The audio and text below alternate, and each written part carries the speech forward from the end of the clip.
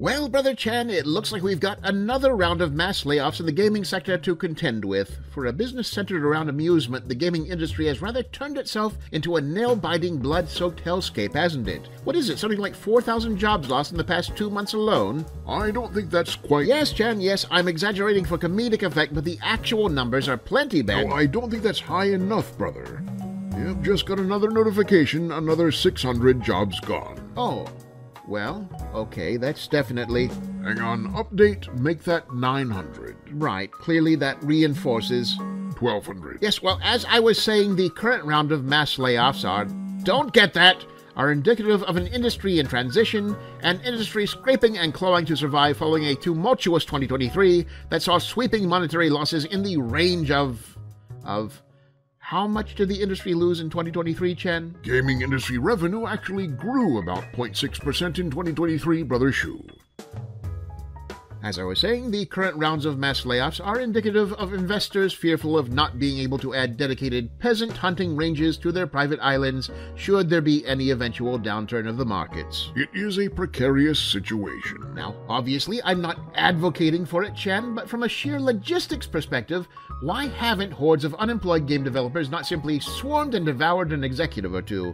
Out in the streets where bystanders could cheer them on. There's a lot of alcohol and Xanax in your average CEO. I have to think they're an acquired taste. Online analysis of the situation points to increased interest rates as a root cause. When it's more expensive to borrow money, corporate belts tend to tighten, and the rampant hiring of the pandemic era presented a lot of easy targets to reduce spending.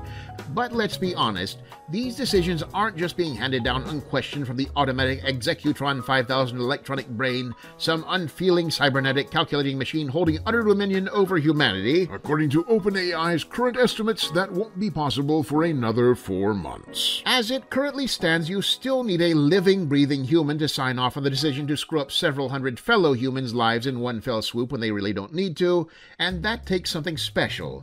A person who genuinely doesn't give two poops about anything but money. They're not that special, it turns out. No, the truth of the matter is that the gaming industry more or less chose this path when it voluntarily sold itself into the hands of investors who saw no distinction between video games and any other marketable commodity.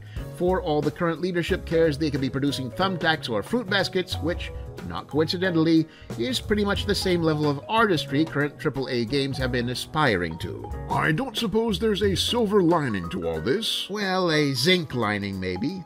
One consequence of the layoffs is that the indie gaming sector will be receiving a massive influx of serious talent now, and with the help of new development assisting technologies, you may very well be seeing a number of AAA quality games being produced by what we would traditionally consider single and double A size studios. So the future belongs to the independent developers. Until a venture capitalist buys them and forces them to make another live service game.